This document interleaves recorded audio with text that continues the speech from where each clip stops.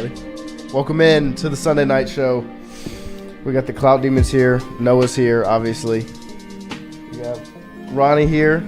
Stewie's behind the keys. And then we got the couch Phil. TJ and Bree are in here. Pretty big weekend. We know we didn't have a show for you last Sunday.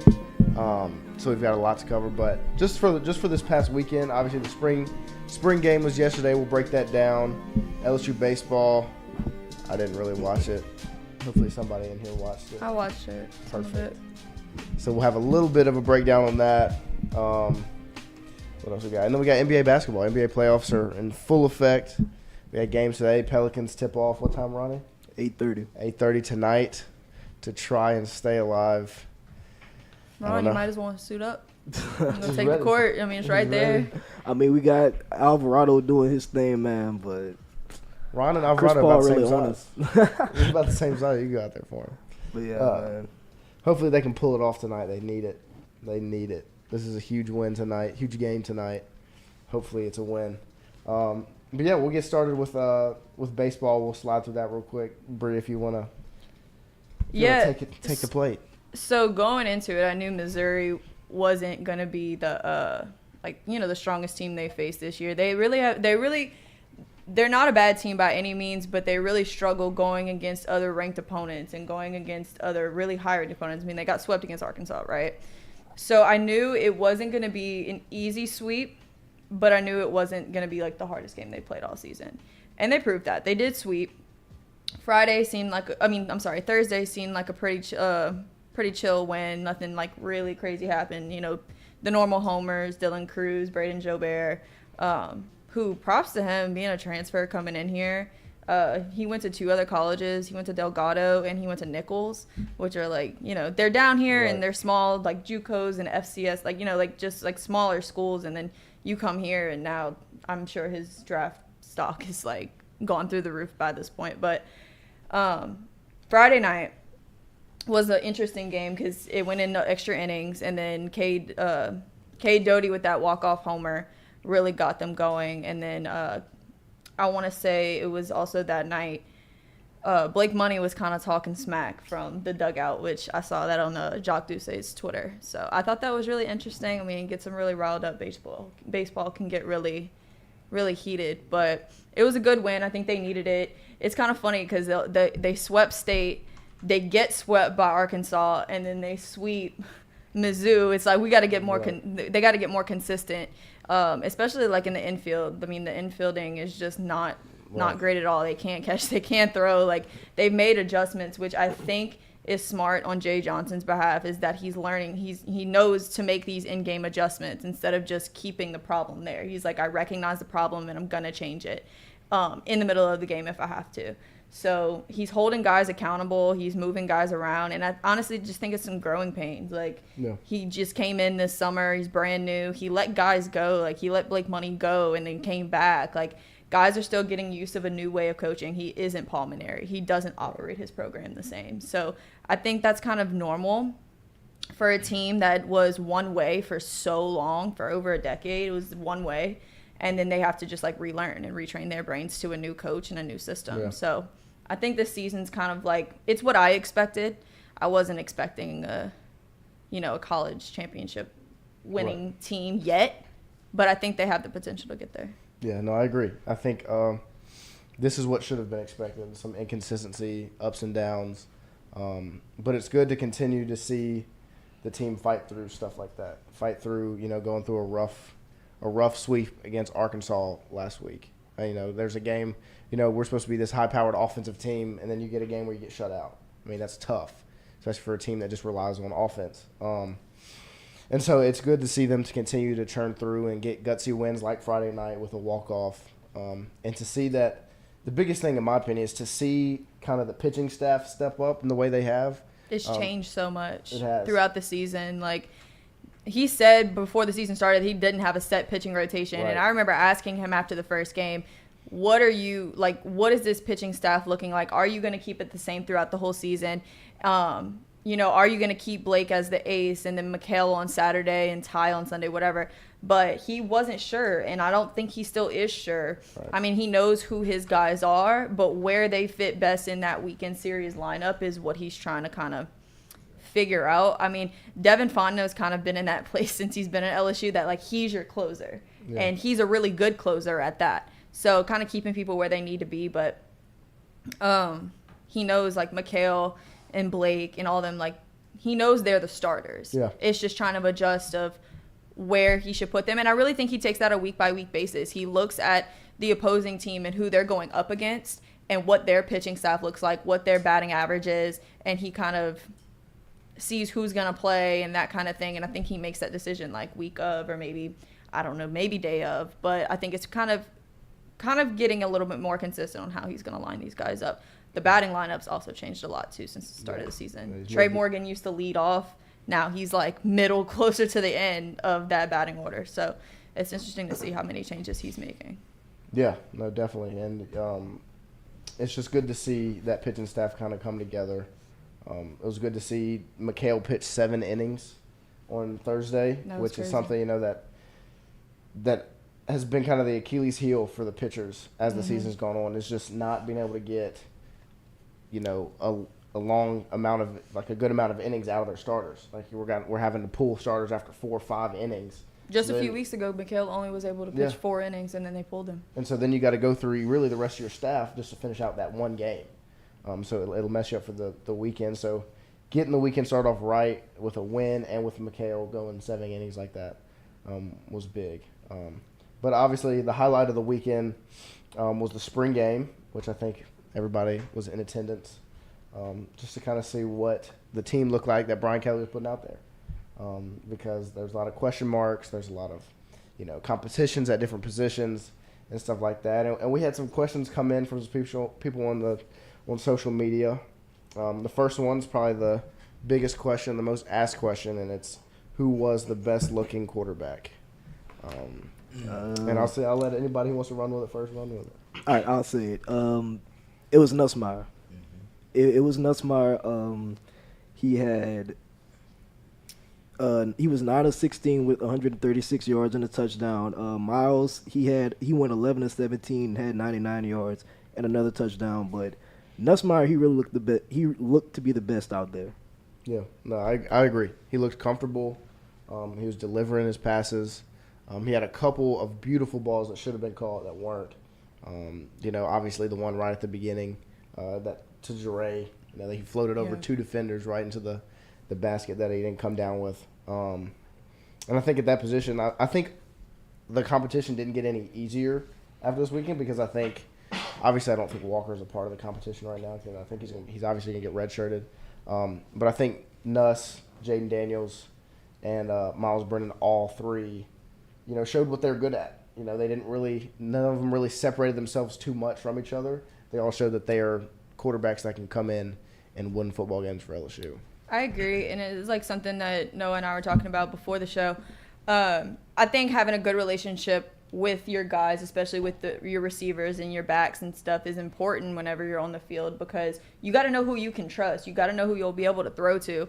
And out of all 4 of them, Nuss, I think, has the best relationship with those guys. Like, he was the only one that was here last year. Miles was hurt. He wasn't playing. He wasn't in the locker room. He wasn't on the practice field. Jaden's a transfer, and Walker just came out of high school. And I think Nuss has that best relationship, and I think that's why the connection was so strong on the field and why he looked so good. But also I think he has that dog mentality because he was set back last year. And he talks about it in a press conference after spring practice, saying he was like, I don't know why anybody would think that it didn't hurt me and break my heart to not be able to play in the Texas Bowl. Like, he was so upset that he wasn't able to play. And he loves LSU. He's an LSU guy through and through. He's like, I grew up in Louisiana. This is my dream school. I think Nuss growing and maturing as a person also reflects that onto the field. And he was working well. But I also did see Jaden Daniels move with his feet really well. I know some people were kind of concerned about that. I have a reporter at Tiger TV say she went to Arizona State. And she was like, Jaden Daniels he didn't look like an NFL quarterback. But I think he's grown since he's been here, and I think it'll be interesting to see. But I think Miles is just fragile. Yeah, I definitely, agree as y'all all said. I think Nuss looked the best. And like you said, Bree, he was most comfortable in the relationships. Nuss, he has the relationships with his class, with the older guys and the guys who just came in, and also realize that Nuss sits on the leadership committee for the team. And last year he was here. He's the, like you said, he's the one person who, out of all four of the quarterbacks, who has kind of seen the last year develop in the locker room, on the off the field, on the field. He's seen everything. He's been there, and he knows. He has a vision, and like you said, he loves LSU, and so he knows what it takes and what it's going to take for him to get the team to that level. It's just a matter of playing through the summer, making sure that everybody still competes. All of them, they all have a potential for this spot. And even if somebody isn't the first guy, or it's okay to be QB2, because we can do so much more with that. If you have, let's say, Miles at the 1, and then you have Jaden or Garrett that you could toss in on a third down, a second down, do some trickery, like, it gives us more leverage. And I know that a lot of people are concerned that we're going to lose somebody to the portal or due to the competition in the room. But like you said, if Walker, he's still going to need to develop and grow and mature and get a swing of SEC college football. So what better 3 quarterbacks? You have a 6-year experienced senior who's been behind Joe Burrow and has seen the program develop over the course of his time here. And we know that Brian Kelly, sat down with him and talked to him and asked him, see if he would come back, and he did. And so I feel like that speaks a lot on Miles. We have the transfer, Jaden. I think, he shows some good things, like you said, with his feet. He scored a rushing touchdown. That adds more to our game. Miles may not be the most mobile guy, but you do have 2 quarterbacks who are comfortable running in the ball on an option on an option play in the red zone, getting us 4 or 5 extra yards. So I think all of them, showed good things, and they all bring something to the table. It's just a matter of playing through the spring. Like you said, Miles is a little fragile, so we want to stay injury free, making sure that those guys aren't overloading themselves, whatnot. But even so, Garrett also makes sure that he stays after practice on a Saturday. Hey, y'all want to go, to ops? Y'all want to go get some work in? He's that leader. He's that voice. And it showed yesterday. It definitely showed yesterday. His teammates trust him. They respect him. He has personality. He has some swagger to him. It gives kind of like that Joe Burrow vibe. We all saw Joe as cool, whatever, but Joe's even started coming out of his shell a little more in the NFL. But in college, he was, he had a little swagger to him. Right. He had an to him. And I think, you need that from the quarterback who really is that heartbeat of the team. Yeah, just to counter what I said earlier, yeah, I just say Miles is fragile and stuff, but I've watched him in practice. He can sling it. Mm-hmm. He can throw that thing down the field, and it's going to be a catch. But I think that's also important to have in a quarterback room, to have 4 strong quarterbacks. That way, if something does happen, like it did last season, where Max Johnson entered the transfer portal right before the Texas Bowl, and the only scholarship quarterback left was Garrett, it's what do? You don't have any other options. And when you get into a position like that, it was hard. Even the year before in 2020, whenever Miles got hurt, and it was TJ or Max, and it was TJ for a while, and then you had to put Max in. Having a strong quarterback room is crucial in college football, because anything can happen between injuries or portal or just anything at all. To have a position group that everyone is talented in some special way, Jaden's going on his feet, Miles can sling it, Garrett can be all over the place, that kind of thing I think will help them more than hurt the guys individually. I agree. Yeah, no, I think it's I think having guys in this quarterback room that are this talented should give us a little bit of confidence. And trust that whoever is QB1 come September, whatever, earned it. He had to. If it's Miles, he had to beat out Jaden and Garrett and Walker. And if it's Garrett, he had to beat 2 upperclassmen to win that job. Whoever's going to be the quarterback, 100% earned that spot and earned it because they're good enough, to win games at LSU. And another question to kind of piggyback off of that one.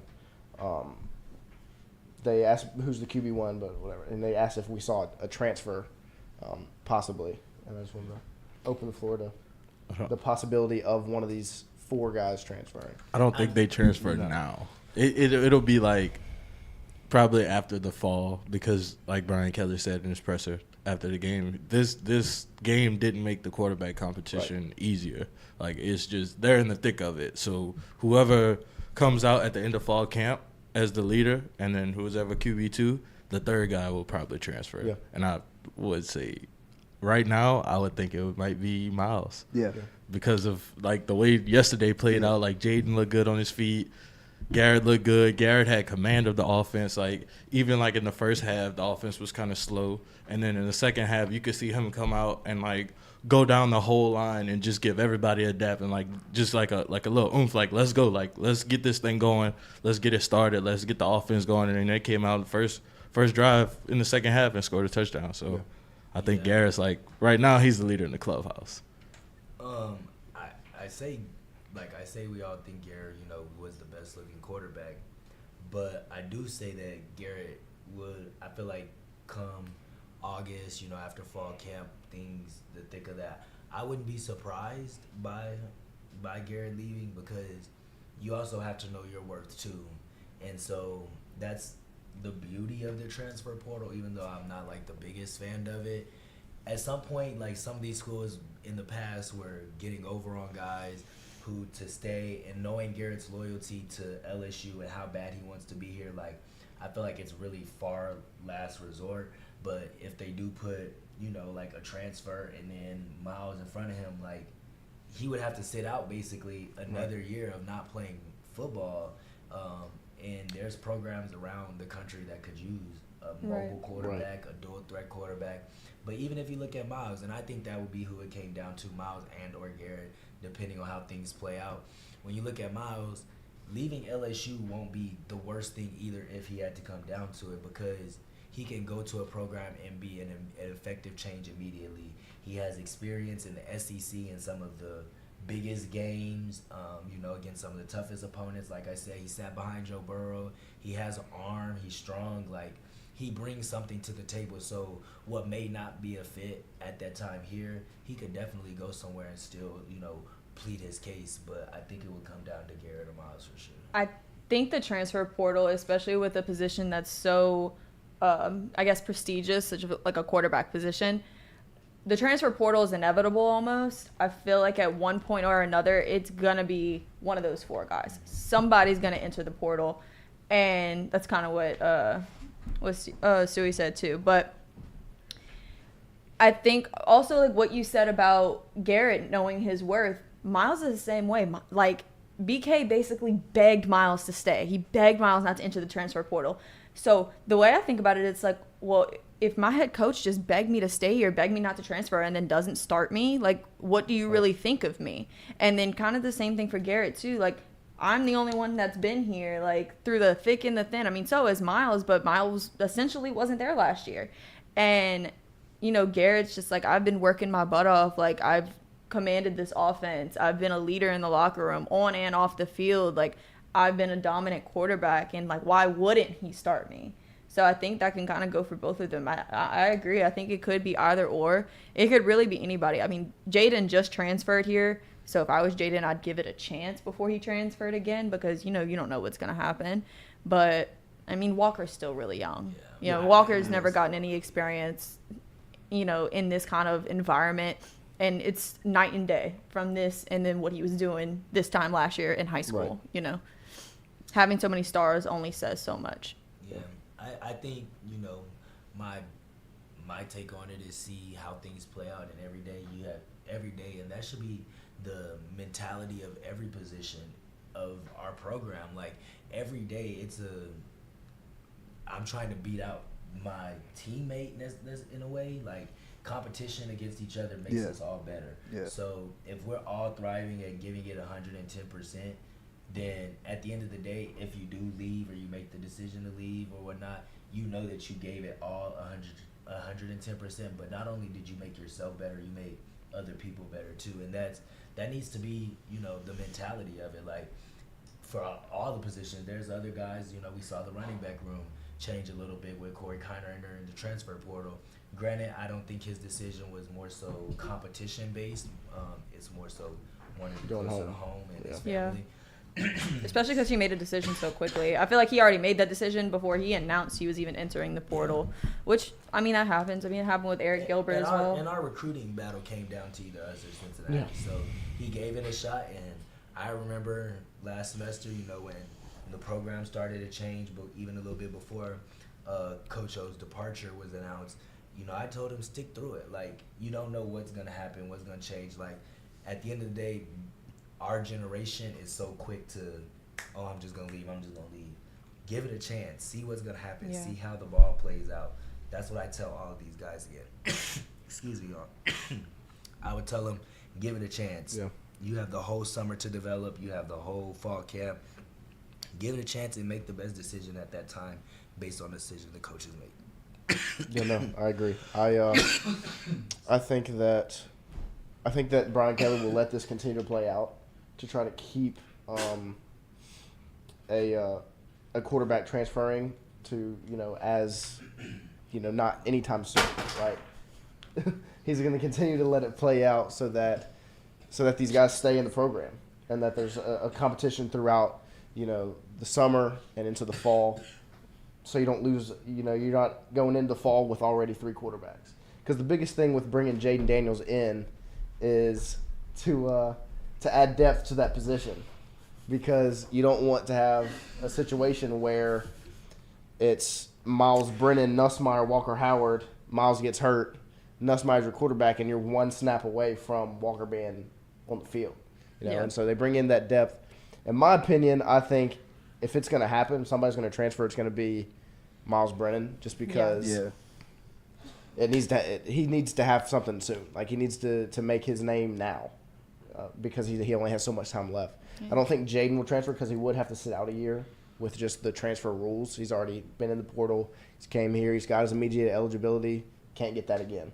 And so he's going to stay a year no matter what. And so it really, like everybody said, it comes down to Nuss and Miles. And I think LSU would be doing itself a disservice if they let Garrett Nussmeier leave the program, because I think he's that talented of a quarterback. And they got time to build him up. Right. They have time to, build Garrett up into the player that, to build him up to his fullest potential is what I'm trying to say. And I think if Miles does transfer, it's going to be to a school where he is almost guaranteed a starting position, because he doesn't have a lot of time left. Like you said, there barely is any time left for Miles Brennan. Garrett, on the other hand, you're coming into a world-class program that is highly known for their championships, and you're still, Garrett's 19, 20. Right. He still has 4 years of eligibility. Yeah, he still has 4 years of eligibility. He's so young. So bringing somebody that young in and building them up, you might be looking at a Joe Burrow-esque kind of college career. Right. And I think that brings up, who are you scared of losing more? Are you scared of losing Miles Brennan more, or are you scared of losing Garrett Nussmeier more? Nuss. Because in my opinion, if Miles Brennan leaves, he's not going to Ole Miss or he ain't going to Bama. He's not going to he's not going anywhere you'd see. I'm not saying he's not talented. He's very talented. Yeah. But I don't think that he's going to be the starting quarterback at Oklahoma. He's a 6th-year senior fighting for another quarterback job again. Right. For a consecutive year. And so I think if you lose Nussmeier, you're going to lose Nussmeier to somebody like Lane Kiffin or somebody like that. Or he could go to Baylor where, Dave Aranda wouldn't be like, no, don't he was to about Baylor. to sign with Nebraska before, was it Nebraska? Somewhere in the Midwest. I'm almost sure it was Nebraska. Was it Ohio State maybe?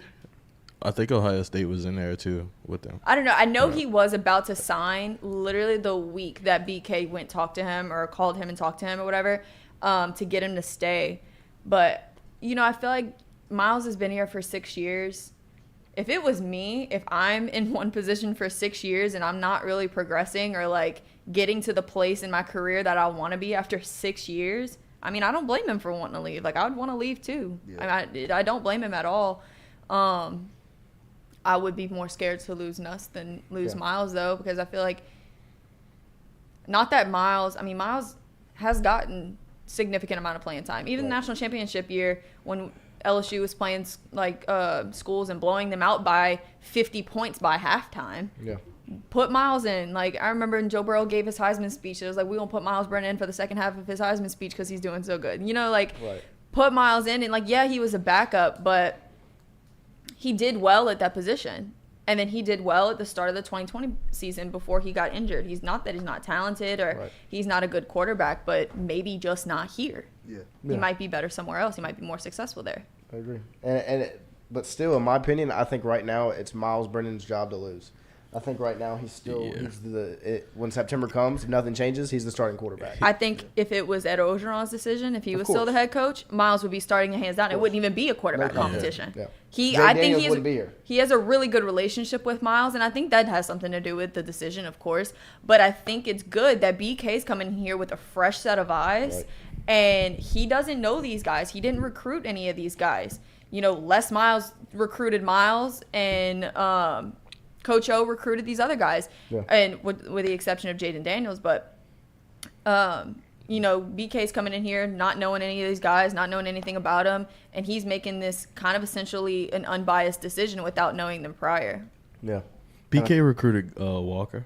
He did? Yeah. Wasn't he that's- already He committed recruited here? to. So he was committed. Oh, went- recruited him for Notre Dame. Yeah, he recruited him He at did, Notre he Dame did. because Walker visited Notre South Bend. Dame, but You're right. before O got announced Yeah, that he yeah. was getting fired. So So, yeah, no, I mean, Brian Kelly definitely has really the only quarterback he's got a relationship with is Walker. I mean, he doesn't have one really with Jay. And so there is a kind of a fresh slate for him. And so it's going to be interesting to see how it plays out just because, there is such a stiff competition, so many talented guys. I just think LSU would make a big mistake if they let Garrett Nussmeier leave. But also I think right now Miles Brennan's the guy because Brian Kelly asked for him to come back. And he at the point he was asking Miles to come back, he's asking Miles to come back to be the starting quarterback. He's asking Jaden Daniels to come in to add depth to the room. When he was asking Miles to return, he was asking him to return to take snaps against Florida State. And so we're going to see how the competition pans out. We But, won't know till game week. Yeah, it's I going to don't be think- it's going to be a stiff competition, and they're not going to let you know anything too soon. I mean, really, they wouldn't have let us know who won out of Max and Miles last summer if it wouldn't have been for Miles' injury. I Yeah. think they would have let that continue to go on. And we saw a domino fall with TJ kind of leaving like that. And so we'll see what happens. It's going to be entertaining, interesting. It's going to be fun because there's just a lot of talent in that room. And so it should give us some confidence that whoever is under center or in shotgun, hope they're not under center.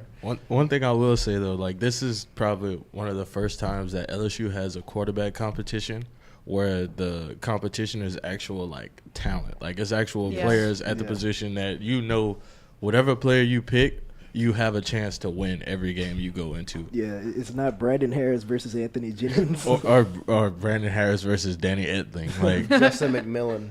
right. But then, yeah, so some more questions. Let's see. It's tip-off time, Yeah, they said they wanted to ask about the some linebacker play, especially Mike Jones. One play, obviously, that stood out to me was Greg Penn absolutely exploding through the offensive line on one play and blowing up just a simple handoff. I think he's going to be somebody that catches a lot of people's attention this season because obviously we've seen his name pop up and who's getting first-team reps at linebacker. It's Mike Jones and Greg Penn. And he's getting those snaps over Micah Baskerville, who's been a starter, was a starter all season last year, was second in the team in tackles. And so I think Greg Penn's going to surprise a lot of people. And he's going to play a big part in this defense. I think there's really not a lot of questions about the defense. And I think that's just because of the amount of guys that are on that side of the ball. And I think their positions are kind of not set in stone, but it's more so than the offense. The offense, there's competition in the running back room, even though John Emery's kind of the guy. There's definitely competition on the offensive line because you don't know who's going to start where. I didn't know what line I was watching Right. yesterday. Like They had when a it rough was day like yesterday. they was like Yeah. rotating, but it was like one line looked like the first line, Right. but then Then you don't know. sometimes you don't even know because like They the were center mixing was it up. different or the left guard was different. It Well, was they just a need lot. they need to get the offensive line fixed because last season it was just like you wouldn't believe that this program won an award for their offensive linemen just 2 years ago. And I know these are different guys, But you got to think about just like the fundamentals. Like, what are you teaching these guys? What are you teaching those guys that you're not teaching these guys to kind of play up to that same standard? Like, I know it's different guys, but it's the same learning curve. Yeah. Trying to teach them to be the best whenever you've already had the best. I don't know where the miscommunication in that or lost in translation kind of thing was, but the running back room, running backs had over 200 something rushing yards yesterday. Yeah, Armani looked which really was good. Yeah. Armani Goodwin had Armani, himself a day. Yeah, so I wish last year we were able to see a little bit more of Armani. agree. But I don't think it would have helped because of the situation with the offensive line. But while I do realize the weakness of the offensive line at this time, it's not even really a weakness. It's just figuring out who are going to be those 5 guys, maybe that 6th guy who would come in. But that's what the spring game is for. Yeah. It served its purpose yesterday. We saw the things that we're good at. We saw the things that we could improve on, and we saw, the things that we didn't know to expect, like the Greg Pins. So I think that with the offensive line situation, that's something that really does get figured out in that summer, fall camp time. Over the summer, a lot of these little kinks that we have to work out, they have plenty of time and practice and no distractions, or not as many distractions to figure those things out. So I feel like the offensive line isn't as much as a concern today, because we know that we have the talent. We know that Will is good. We know that we have, we're bringing in some older guys who have experience, who are part of the national championship team, and some guys we haven't got to see much of, like Cardell Thomas. I'm excited. I was just about to say that, Cardell. I'm excited to see him. I know that he brings something to the table. To the offensive line. We'll be getting Anthony Bradford back in the summertime, so he's looking to bully through and bulldoze through anybody. So I think that as it did show that it was a lot of changes in the summer and the fall, those things will get panned out. I forgot my thing I was going to say. I was going to talk about the linebackers a little bit more. We saw last year that the linebacker position was really strong, with Demonz Clark kind of leading that effort. And I think he got robbed out of the Butkus Award. That's just my opinion. He was definitely robbed from that. Just, look at the numbers. That'll just prove it to you regardless. But I think it is important for them to keep up the momentum. You can't go from having, being so good to just downfall, not having a strong position group or whatever. And that happens, but I think it is important that it does stay strong. And I do think it's interesting that Greg Penn's kind of taken Mikey's spot. But that could also be another competition in itself. Mikey working harder to get that spot back, because Mikey did really well last year. Yeah, no, I mean, he was the second leading tackler. And so I think there is competition in that room. And I think any room that has competition is going to be better for it, just like the quarterback position. Just like the wide receiver position, which in my opinion, other than the defensive line, is the most talented room on the team. You saw yesterday, I mean, Malik Neighbors making He continues everywhere. I mean, he looks like wide receiver too. And I mean, if it wasn't for Keishon Butte, I'd be perfectly fine with him being wide receiver 1. I'm gonna be honest, he looks like wide receiver 1. Right. We might have 2 number 1 receivers next year, and then Brian Thomas. That's why I was trying to tell. That's why he looked great. Last episode, had it not been for his injury at early season last year, he didn't even get to, I was one of my most exciting pieces for the UCLA game was seeing Malik play.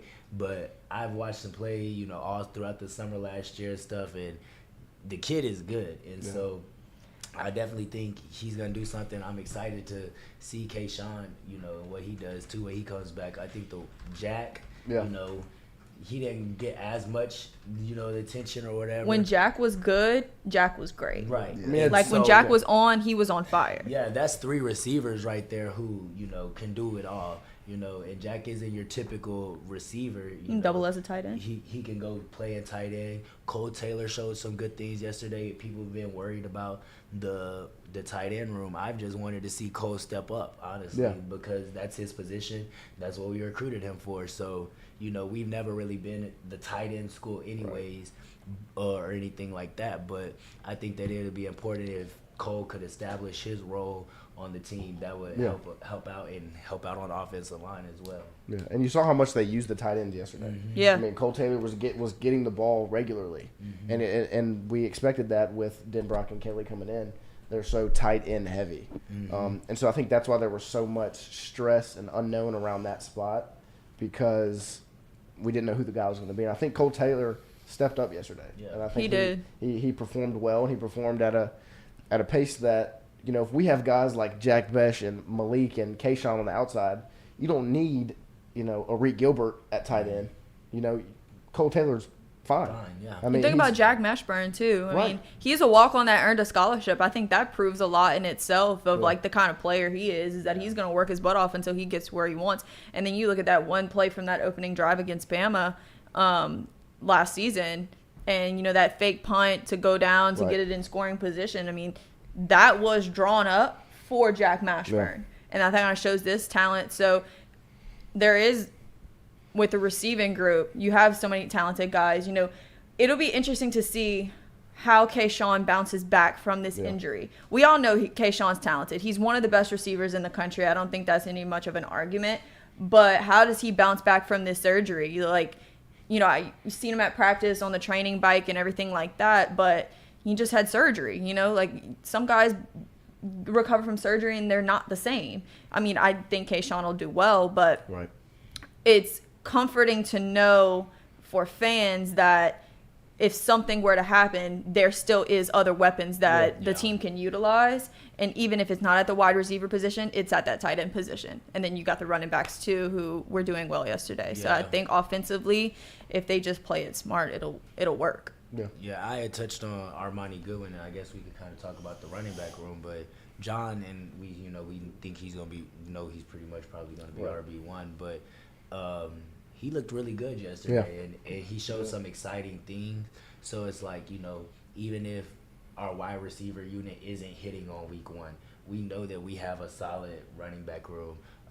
We got Trey Bradford who showed some good things as well yesterday. So we have 3 good Josh backs. Williams. Yeah, Josh Williams, he looked good. He rushed too. for a touchdown. Josh is always, in my opinion, since I got here as a freshman, I said, man, we need to play him more. He works hard. He's another walk-on. He's a walk-on that earned a scholarship. He earned a scholarship prior to the 2020 season, and he doesn't do no wrong. He goes to football, he goes to class, and that's it. That's all he's here for. But Armani Goodwin, like, if we needed a third down back, hey, I'm giving him the ball every time. He's looking for not only one guy, but 2-3 guys. Like, his feet is constantly moving. And I actually was looking at my recruiting notes when we were recruiting Armani, and that was one of the things I said, like, moves through contact. His ability to move through contact, and he embraces contact.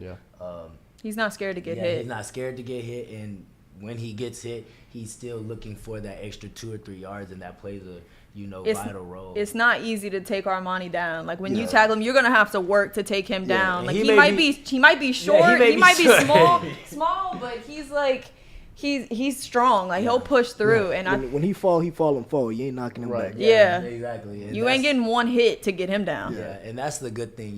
We have versatility in the running back room, so John can take it to the outside. He can come in. He can do his thing.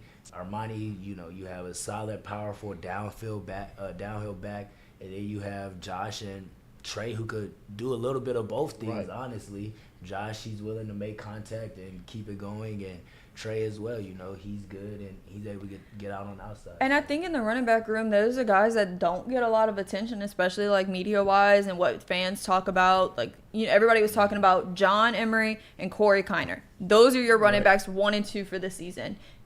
Everybody just forgot. Like, Armani Goodwin is like really good. Armani was like, one of the top. Was the top back in Alabama. He was like the number 2 back in the country. He's really good. He was highly rated. Like, And I think he's gonna prove why this coming season. And I think kind of like what we saw with the game plan at the start of the game. There was a couple sacks, and the defensive line was just kind of in control. Mason Smith had like back-to-back sacks. BJ had a sack. That is a grown man. Xavier Carter had a sack, stuff like that. And then you saw Denbrock make an adjustment, and they started going to the running backs more, throwing out of the backfield. And so I think the running back room is going to be huge to the team this season, just because you really don't know what you're getting from the offensive line group yet. We saw yesterday, like we said, mixing up a bunch of different guys. when there's a little bit of unknown at that offensive line position, you kind of lean more on the running back. If you can establish the run game, they're going to have to commit. The defense is going to have to commit to that, and then your quarterback can start making plays without as much protection. Right. And so it's going to be interesting to see how they continue to use these pieces, and I'm excited to see them step up. Because, And that was one position group that the team struggled with last season was the run game. In the very beginning of the season, they didn't run any they didn't run the ball at all.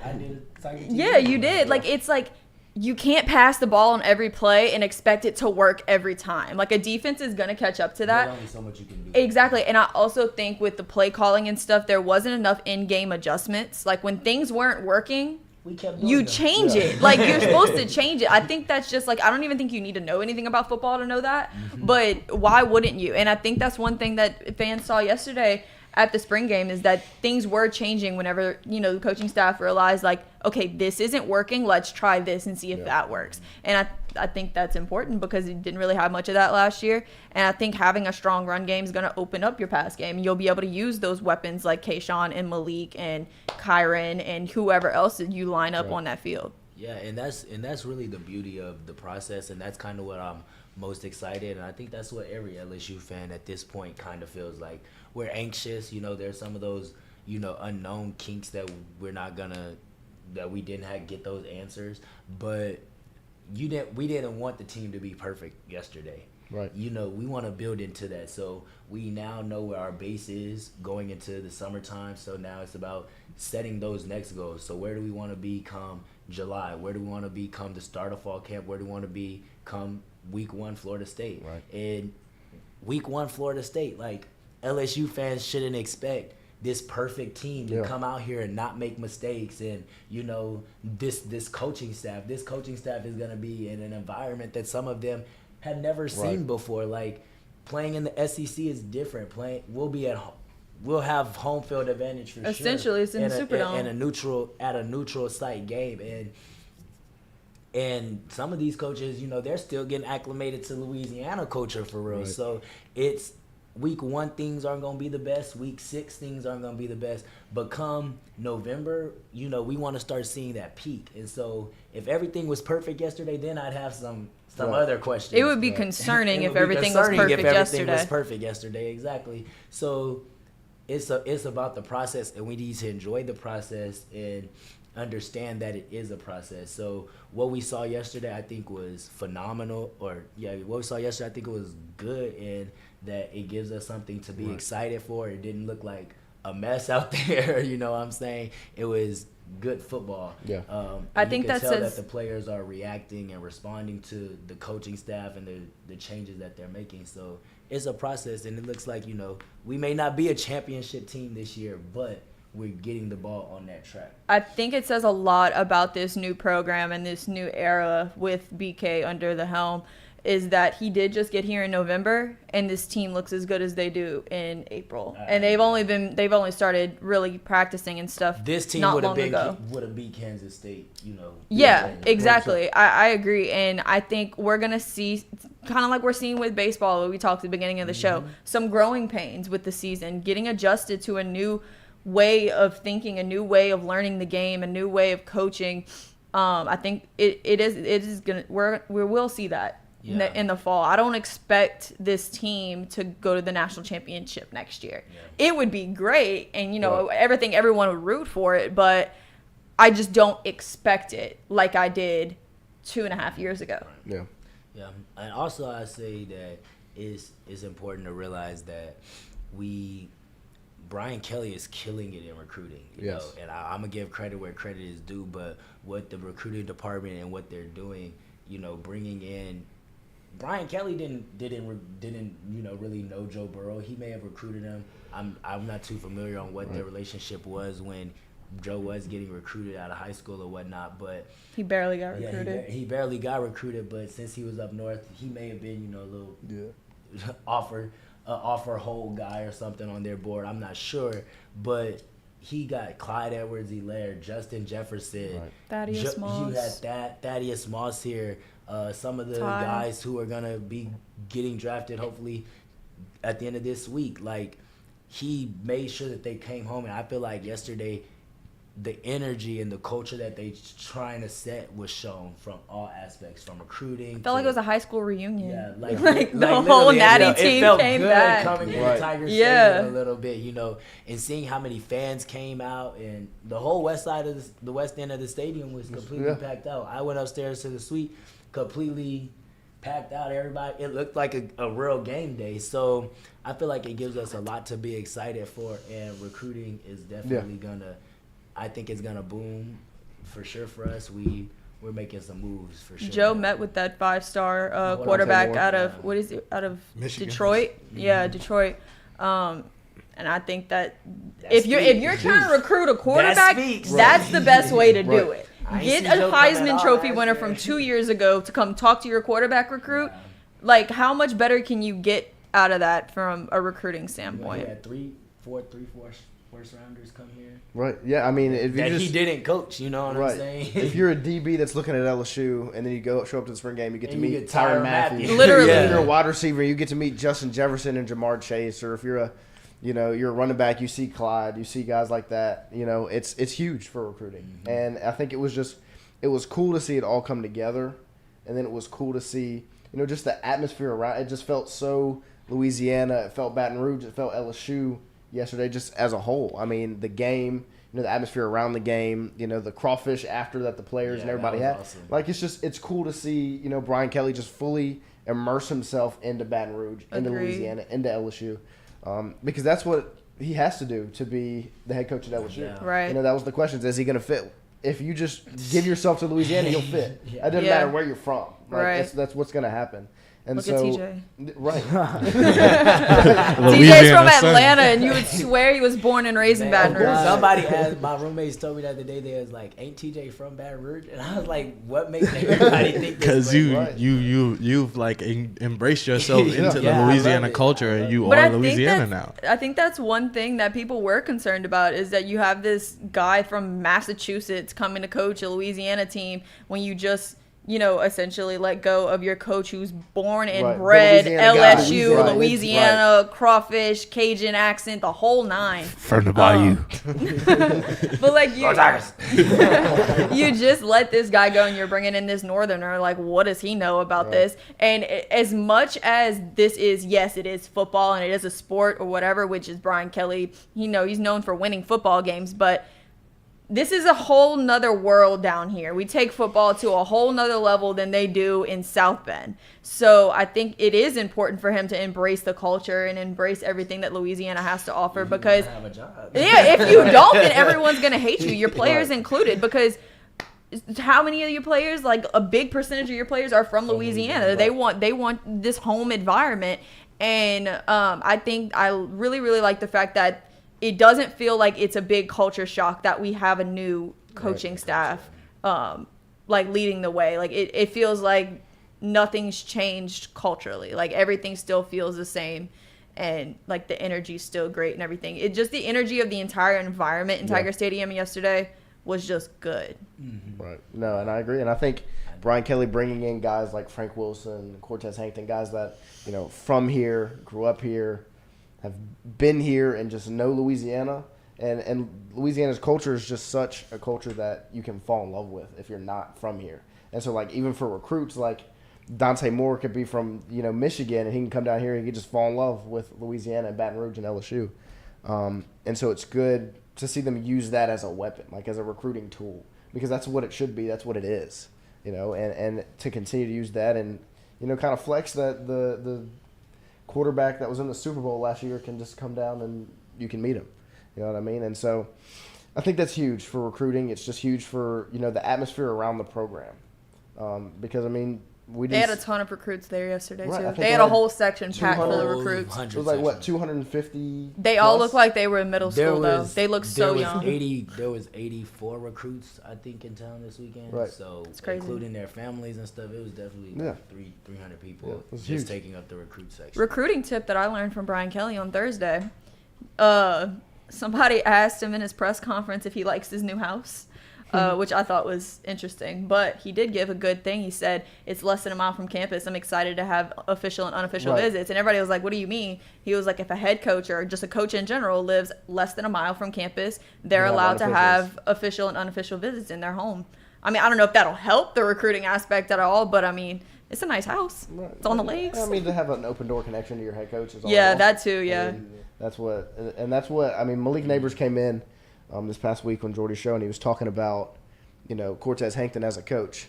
And he was just saying, loyalty is what you want from a coach. And, I mean, just look at that. I mean, Cortez Hankton looks like he should be in a uniform, honestly.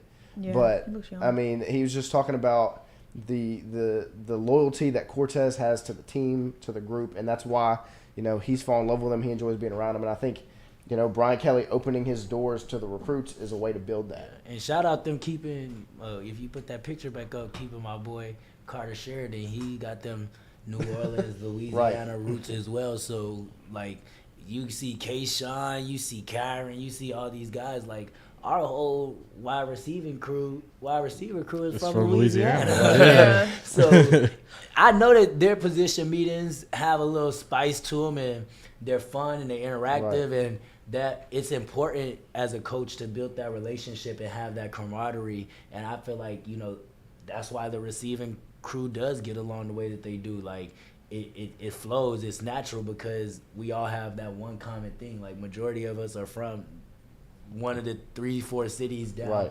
I-10, and we all in one room trying to do the same thing. And it's all been a goal and a dream for a majority of us.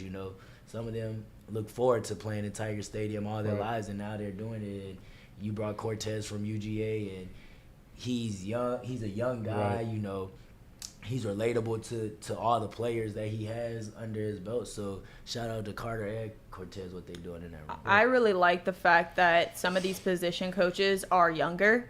They're either younger or they're from Louisiana. Right. And I think that that really helps build that relationship off the field, and with trusting your coach. It's like not like this old man over here trying to tell me what to do. He don't know the game of football now compared to 20, 30 years ago. These coaches are young. They're more relatable. They have more of a personal relationship. It's easier to connect with them on and off the field, and I think that translates to how they play in game time situations. Yeah, no, I agree.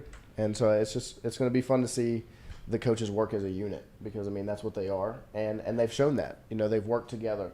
You see Denbrock, working with Brad Davis, working with the offensive line at practice. You see Joe Sloan and Cortez Hankton working together with the QBs, wide receiver. Everybody's working as one cohesive unit. Teamwork. And and that's it. And so Brian Kelly's really instilled a great culture into this program. Another thing I noticed that Brian Kelly lets his coaches coach. Yeah. Like, yes. He's not micromanaging. It's like they're like, go out there, coach your position, coach the players that you have to the best of your ability, and then like if you need help, then you could come to me. But like I won't be in your position meeting, in your position group every day, telling you what to do with this group or telling you how to run this drill or whatever it is. Yeah. And you're seeing that, like you're seeing the guys take the attitude of their coaches from the top down, and it's just resonating. Like whenever you see them speak in the media, it's always we and not I. Yeah. Like, and that's something that you haven't seen in a while at LSU. That's one thing I think was a major flaw in the past, especially with Coach O. After the national championship, it was a big like micromanaging type thing. Like he wanted to be in control of everything, which I think is a good mindset for a head coach to an extent. He didn't let the coaches coach like they're doing now, and I think that's why it didn't work. Like he wanted to have control over everything too much, and he wasn't letting it just happen how it's supposed to happen. Like you hired these guys for a reason.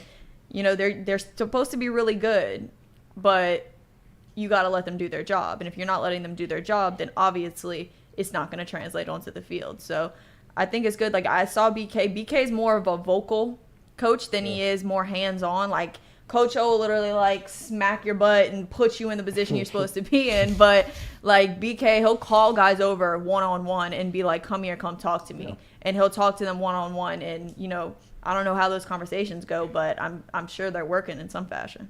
Yeah, no, I agree. And I think it's, we saw it, like you said, with Coach O last year.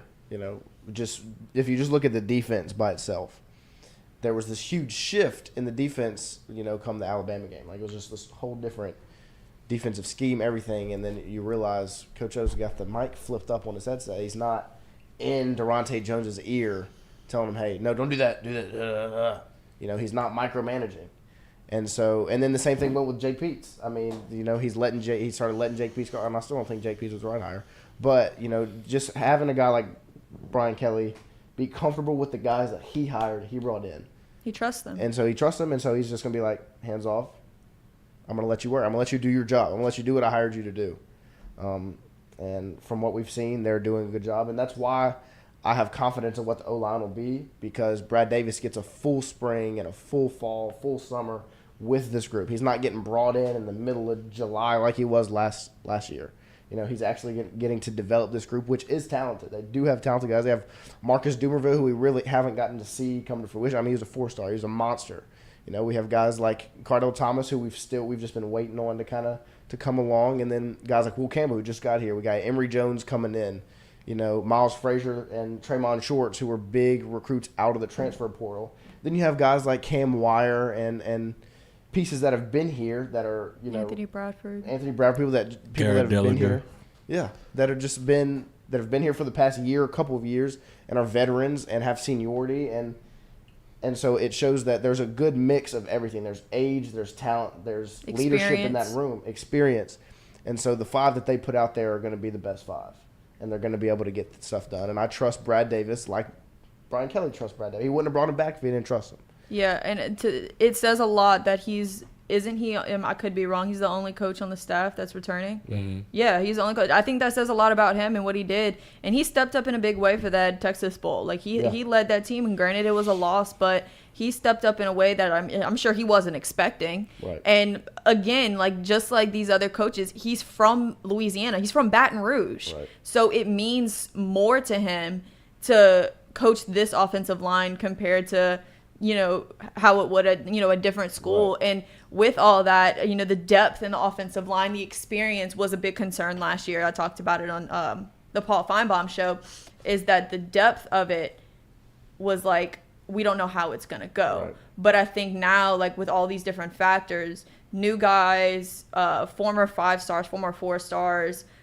experience, age, just being around different teams, different coaches, the depth, I don't think should be a big problem come August, September. Yeah. I think it'll be pretty much set.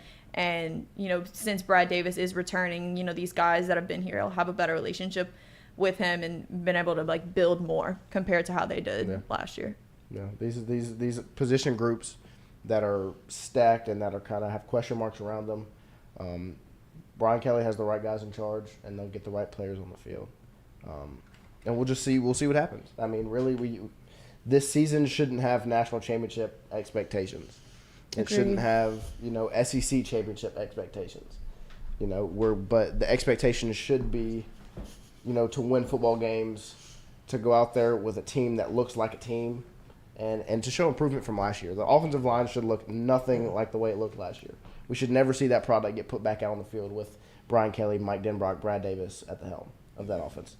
And so to see those little things kind of improve, and the Bakers had a question asking about the difference in the conditioning from last year to this year. Because at the beginning of the season last year, that was a big question mark. They didn't look, in shape. They looked like they just weren't all, putting everything out there. They weren't ready. A lot of guys was getting hurt. Right, a lot of injuries. Yeah, a lot of injuries. Just kind of based on word on the street, I guess. I think that the way that Brian Kelly is running his program in terms of strength and conditioning, as well as spending time on the practice field, going 4 days a week and then turning around, traveling or whatnot, getting ready for a game, and then Saturday coming in, playing a full game, to the capacity of playing in the SEC week in and week out. I think we definitely saw that take a toll on our players' bodies. I feel like it may have been a little much at sometimes, but that's what we hired Brian Kelly to come and do, come and figure out what would be the best ways to go about running the program here at LSU. And some of the things that we may have did 2 years ago, 5 years ago, 10 years ago aren't the same things that we need to do, today. So I feel like they're being mindful that, look, it's just April, and we trying to make it to September without having 10 guys on the injury reserve list. And the last 2 seasons we've gone into the season with guys on the injury list, and then 2 guys go down a game, and then we get all these like season-ending injuries. Starting with, like, if you go back to 2019, Todd Harris. Since his injury in 2019, we haven't got to see much of him in a positive way, when that could have been his catalyst to being drafted. You know what I'm saying? So we've seen, we saw Dre go down. We saw Kayshawn. Like, we've seen some of our glue pieces go down with Ricks and Stingley. Yeah, with Elias, Derek. We saw all these pieces go down. So I think it's, what Brian Kelly's staff is doing in the strength and conditioning room. Obviously, it's showing some positive things. BK has said it at the beginning of spring ball. He was like, I don't believe in practicing for 3 or 4 hours. That's just giving your guys more time to get injured and also to burn them out. Mm-hmm. Like, you practicing these guys 3-4 hours a week, 4 days a week. You travel, you go to a game, you play your game full out. That's going to burn them out. They're exhausted. They're tired. And that also will translate to how they physically feel. And they'll be more prone to injury and stuff like that. And some of these guys, they'll be kind of injured, but they won't do anything about it until it's an actual injury that their doctors are like, no, you cannot play. So I think focusing on the attention to detail, like BK said, that they've been doing all spring, will help them, because they're not putting them in a position to where they will be practicing for such an extended amount of time to get injured. They'll be able to have rest and be able to recuperate their bodies before going at it the next day. Yeah.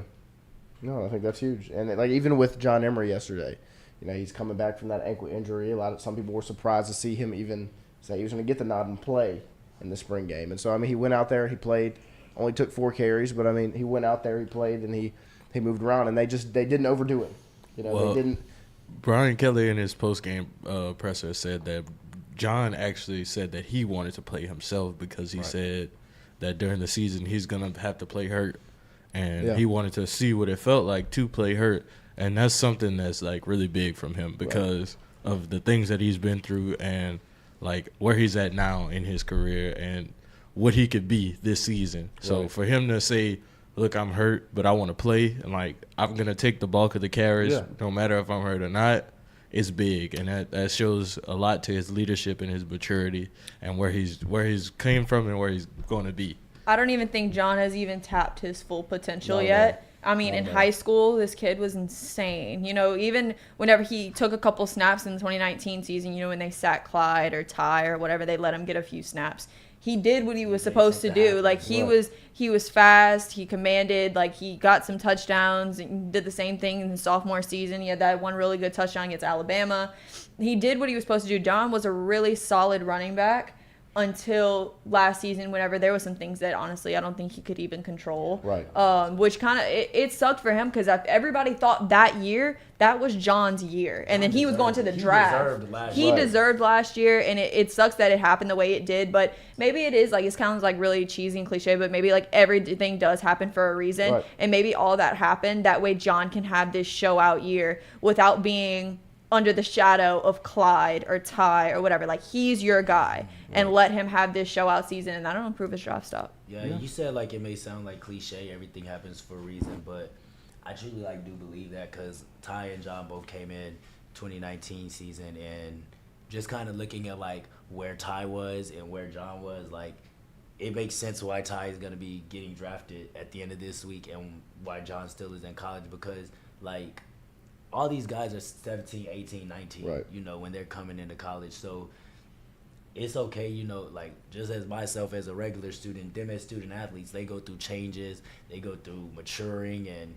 different situations. And I'm sure, having to sit out of here is a part of the reason why John doesn't care. Like, if I got a little pain, like, I'm going out there unless they tell me I physically can and able. And I would too, because of any opportunity that I get, I was robbed, of a whole year of playing a season, which could have been draft eligible. So I'd be looking to take every snap, and I think, John, with the situation that happened, and whatnot, it gave him the time to, sit back and reflect and look at, like, look, I got to do this. I need to get this right, whatever the case may be. That way when I do get the opportunity, I'm in the right position. So planning properly leads to the right results. And I feel like that's what the break last year was for him, was just a time for him to focus on school, get himself right. He went through some family things the last couple of years. Now, things are starting to be a little smoother for him.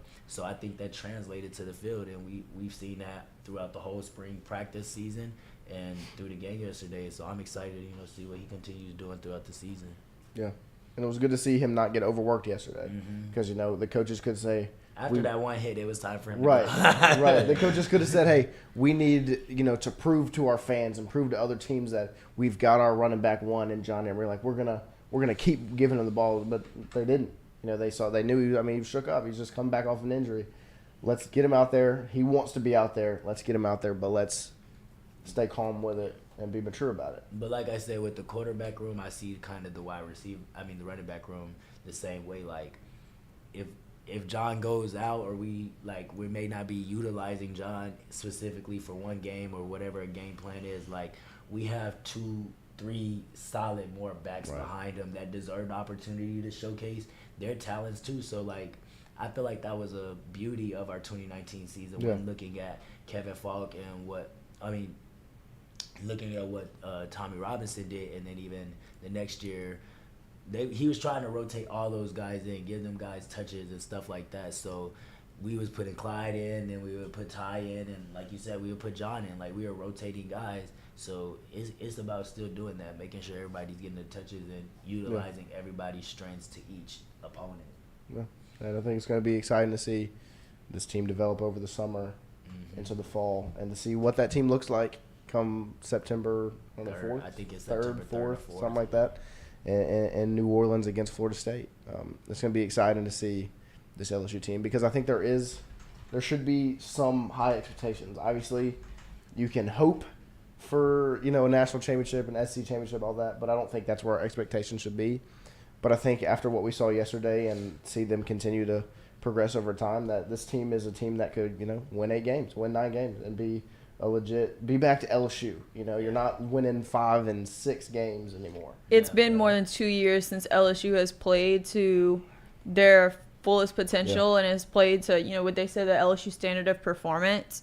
And it's been disappointing to see, especially, covering the team, but also from like a fan's perspective. I've grown up watching LSU football my entire life, and it's always been a dominant program in the country. It's like when you think of college football, you think of Bama, you think of, Ole Miss, you think of LSU. It's like one of those schools that you look at for football. It's, it's king around here. Right. And it's just been very lackluster since Joe Burrow hoisted that trophy in New Orleans 2.5 years ago. And it's disappointing to see, but that's what my expectation for the season is. Not a championship, not this perfect record, not another Heisman or another, just all these awards and all these accolades and everything that comes with it. But my biggest expectation is to see them get back to that LSU standard performance and get everyone's eyes back on LSU, because we haven't had that the last few years. Yeah, and even though, like, realistically our expectation going into this season, maybe shouldn't be as fans or whatnot, shouldn't be a national championship, but from a players, coaches standpoint, that's the expectation. Yeah. And that needs to be the mentality going in every day, that I'm here to help my team win a national championship. And that needs to be the next standard that fans should expect from LSU. Like, Bama fans don't expect nothing else but a national championship every year. Like, they know that in January, the first week, I need to take off of work because Bama's supposed to be in the netting. And that's where we need to be. And that's what I'm most excited about with Brian Kelly. We had our Les Miles era, then you bring somebody kind of higher than Coach O, then you just make him the head coach. This is a fresh, I mean, this is completely just a blank canvas. We haven't had a clean slate. Like, LSU hasn't had a clean slate like since this. Like 2000. Before. Since they brought in Les Miles. Yeah, literally. So I think that's what makes this the most exciting, is that this is an opportunity for Brian Kelly and his staff to really, set the next standard, make LSU something even bigger than what it has been before. Like they've given you free range to basically do whatever within legal NCAA regulations. And what he's done over the last 4 or 5 months has been phenomenal. And I'm excited to see what the 5-10 year journey looks like. Like I said, he's recruiting his butt off. And this year may not be that national championship, but hey, let's at least be ranked going into next season. Right. That way we know going into next season we've made a recruiting push. We have some new good guys coming in. And now let's set that standard that if we don't make it, college football playoff even this year or a good New Year's Six bowl game, let's set that standard that next year, without a shadow of a doubt, we want to be one of at least the top 6 teams in the country. Right. Like it's always has been. That's how it's been. Like before I came here, we were coming to LSU. We was 6 in the country. Like, when we played Texas, we was 6 in the country, and LSU always been up there, and they lowballed us this year. What we thought was a lowball. Well, heck, we shouldn't even been. We shouldn't even been ranked. We was 16. Say we was too low. We was 12 or 16? 16. Yeah, we had 16 going into the season. So I went on national television and told everybody LSU's gonna have one of the greatest seasons, and I felt real dumb by like midway through. It was. Hold up, you said that this season? At the beginning of the season. Oh. Yeah. Because they were ranked so high. That was before everything. That was before even they announced John Emery wasn't going to even play. Yeah. This was like before the hurricane, before all of that. I was like middle of the summer. Like going into the year, I felt a little confident. But then like the way the cookie crumbled. Very quickly. That LA trip. Starting before we even kicked the ball off at UCLA, I was like, this may not know. I don't know. may not be the cutest thing. But they out here living like me.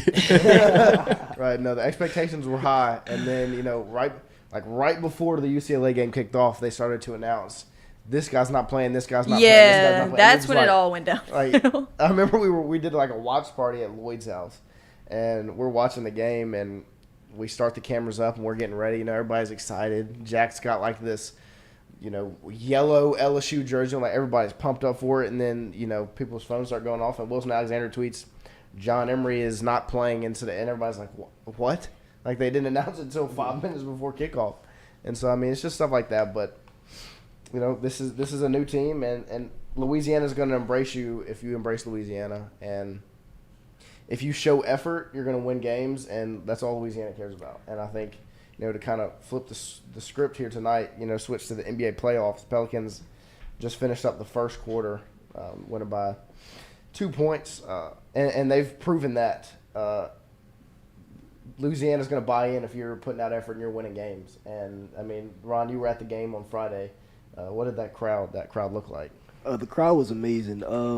Pelicans, they aren't in the playoffs that often, but when they are, the Game 3 is always huge. Smoothie King Center is packed. It's pretty loud, but, man, they choked. Yeah. Choked in the fourth quarter. CP3, that's the house he built, and he closed the game out. Right. Yeah, no, I agree. And it was rough because there was just so much anticipation and just so much build-up. Everybody was excited. You just stole one in Phoenix. We got some sound effects. You just stole a game in Phoenix. Now you're going back home to New Orleans. Devin Booker's not playing. There was just so much momentum, and even in the game, to start the game, you're going back and forth with the best team in the league, and you're going. And then Jackson Hayes, it just showed his youth a little bit. That was part of it, like the emotions of that type of game. Like he was flustered, and he didn't want to feel like an inexperienced player in that moment, and he made an inexperienced move. Right. Yeah. He showed his age. Yeah. That was a young player getting aggravated with Jay Crowder, who's one of the guys that's gonna nudge you until you pop. Boss man 99. Yeah, he's gonna continue to poke the balloon until it pops, and that's what he did. He just continued to get under Jackson Hayes' skin until Jackson Hayes exploded, and really after that they just kind of it just kind of all snowballed. Yeah. They started. Then said you're up 1 going into the second quarter, then halftime comes around and you're down 13. You're down 13, and so you're like, what just happened? And then by the time the fourth quarter starts, you're back tied. Right. And then 3 minutes into the fourth quarter, you're down 8 and can't make a shot. And so, I mean, you go into halftime, and Willie Green proves why he was the correct coach and why he's going to be the next great coach in the NBA is he got them back on track and and they came out to start the third quarter as a completely different team than what you saw in the second quarter. That's one thing. I kind of wish I went to the game tonight because they got way better shirts tonight. Like I'm not gonna lie. I'm not gonna lie. Dude said way better shirts. I have no interest in Pelicans basketball. Right. Honestly, I'm a San Antonio Spurs fan, but I wanted to go to tonight's game. Right. Like the hype that has been on the timeline. New Orleans is a basketball city. Right. The hype that has been on the timeline the last couple of weeks involving, the Pelicans and their whole play-in and the stretch that they kind of put on the end of the season, it like made me excited. And like I say, like I'm not from Louisiana, I know, but He said, "I know LSU and nothing else." But it was like, dang, like it would have been a cool like. Who doesn't want to go to New Orleans for a Sunday night good basketball game? CP3 play against his former organization, and why not? Like I know the environment. I know a lot of people who went to the game on Friday, and the environment looked amazing. I was looking at tickets during the game, like shoot, it may be a little dry on Sunday, but then I was like, just chill. I think I think the storyline of the Pelicans this season has been like really interesting to like kind of watch unfold. They kind of have this like Cinderella effect this season. Like they have not been in the playoffs since 2018. They, weren't doing that hot at the start of the season. 1-12. Yeah, they were not doing hot at all. And I remember I went to one game. I want to say they played the Clippers, and like they started off. I want to say they were losing by 10 to 15 points in the first half. Second half come out, they ended up winning by like 10 to 15 points. So it's really interesting to see how they've really progressed throughout the season and how that has like, all unfolded. And now, how long has it been since they've been this far in the playoffs? I really just don't know. So in 2018, they made it to the second round. They swept the Trailblazers. And then they lost to the Warriors in the second round. But then before that, I think it was, what year was it? 2015. 15, they lost to the Warriors in the first round. Yeah. It'd be nice to see them build some consistency here. Well, that's why I think that bringing in Willie Green is really like a really strong asset to the organization. Is that it's his first year here, and look at what he's done. Look at what he took this team from, and look at where they're at now, and like kind of like building them up to how great they are now. I think it'll kind of like. It'll come back tenfold into next season as well. Yeah, because they're doing it without their best player. I mean, Zion's not touching the floor, and he hasn't all year. And so, they just there was just some different things that happened in the game on Friday. CP3 just took control right at the end of the fourth quarter. He knew it was going to happen because in game 2 he tried, and some of those shots weren't falling the way they did in game 3. Yeah. And so you had to kind of expect it to come in game 3. He was getting a lot more calls in game 3 too. Yes. Game 2 he didn't get any calls. Of course, I mean, because Scott Foster was the he really 0-7. Like that's crazy. 0-13. They have a 6-point lead right now. Yeah. 33-27. And so I mean the New Orleans still has some momentum, but tonight is a must-win basketball game. Yeah. You can't let Phoenix steal both games in the blender and then go back to Phoenix without Devin Booker. Like they're doing that's why winning game 2 is so important, because you can break their home court. Yeah, and you can go up, 2-1 Friday night, and you still have another game at home. Yeah. And so just at the end of the game, CP3 had a couple of shots, and the thing that aggravated me the most was the adjustments weren't made right then. He waited way too late to make them adjustments. They finally started to blitz off of that screen, because at first they're just switching Nance onto Chris Paul, and the second he sees four straight possessions. Right. The second he sees that, his eyes light up, and he's like, and it's already over with. And it's a bucket every time. He gets to his spot, bucket. And so they finally blitz Herb and Nance off of it and just get the ball out of his hands. And so it was hard to see them lose Friday night. But, I click over to the game, and the city still came out and supported tonight. They're still there, still got these red T-shirts on. I mean, they're still out there supporting. And New Orleans the Pelicans need to come out with a win tonight to continue to be competitive in this series, because, in my opinion, if you can get through this, your next game is it's between the Mavs and the Jazz. Yeah. Who I think both of those teams the Mavs, the Mavericks, I wouldn't sleep on them. Right. Neither of these teams are bad. Obviously, they're 4 and 5 seed, but I think the Pelicans are a bad matchup for both of those squads, because the Pelicans have, in my eyes, one of the biggest X factors in the playoffs in Herb Jones. Yeah. He can legit take out your best player. So, if you're the Mavs, I mean, Jalen Brunson's been showing off in the playoffs, but we're taking away Luka, with Herb Jones. And so Jalen Brunson is going to have to beat us 4 times. You know what I mean? Like, that's what the Pelicans bring to the table, and I think that's why they're such a bad matchup for teams that really are just kind of, like the Utah Jazz, who only really have Donovan Mitchell who's going to score. I mean, Rudy Gobert's not going to take the ball full court and score on you. One of them getting traded this offseason. Something's going to have to happen for the Jazz to continue to be successful. Like Clarkson, he the most consistent player on right. that team. He's coming off the bench. Yeah. And then to talk about the Jazz and the Mavs, Doncic played yesterday, which was an interesting decision because he's been hurt. Jalen Brunson's been playing so well. But he did have 30 points. He didn't shoot the best. But, he hit a huge 3 at the end of the fourth, and that's really where the whole game was played. What it all came down to is right there at the end of the game. Doncic hits this big 3, and then Donovan Mitchell has an and 1, but the Mavericks have a chance to put it away. Dwight Powell misses 2 free throws up 99-98 with 20 seconds left, and which is heartbreaking. I mean, you're at the line. You got 2 shots to make it a 3-point game instead of a 1-point game. And then right after those, Gobert gets a lob from Donovan Mitchell to take the lead, and Dinwiddie misses the shot. And so it's just rough. It's just rough to see. And then, 2 of the other games, Raptors-Sixers. Raptors finally stole one. Embiid and Harden didn't play well, and that's really why they lost. Siakam had 34. T-Wolves and Grizzlies is a crazy series. Yeah, that's my favorite series in the playoffs so far. It's an absolute dogfight, and it feels way closer than it has been because a lot of these games have been kind of spread out, like point-wise.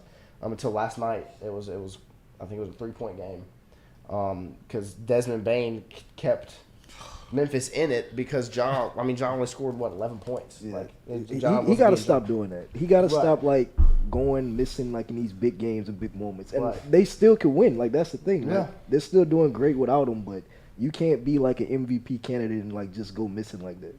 Yeah, no. It's like what KD doing right now. Relax. I told you don't take no KD slander. We don't play about KD over here. Get to the Nets and Celtics in a second. They got my boy in a box right now. In a box. You can't fight out of a paper bag right now. Another thing that's been weird with the T-Wolves and Grizzlies are these fans. The fans that continue to run okay, onto the court. so this lady, did she try to tape herself to the what was there was a fan that's tried to glue her hand to the floor. Right, I know they had the glue. Another one tried to tape her hand to the floor. Why? They're protesting. They was protesting the Timberwolves owner. Okay. So the Timberwolves owner did something. Okay, but that's really extreme. So why? I get it. I get you feel very passionate about this, and I respect that.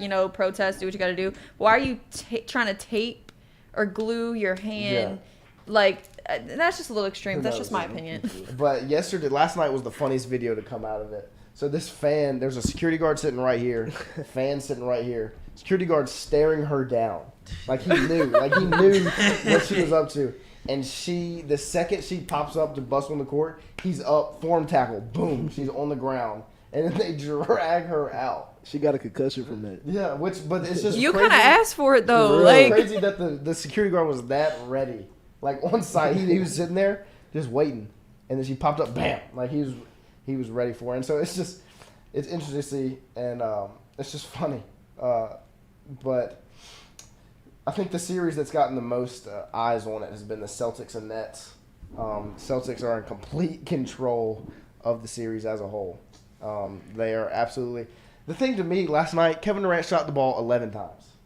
I don't care how bad you're shooting the ball. If you're Kevin Durant, that's what I'm saying. You can't shoot the ball only 11 times.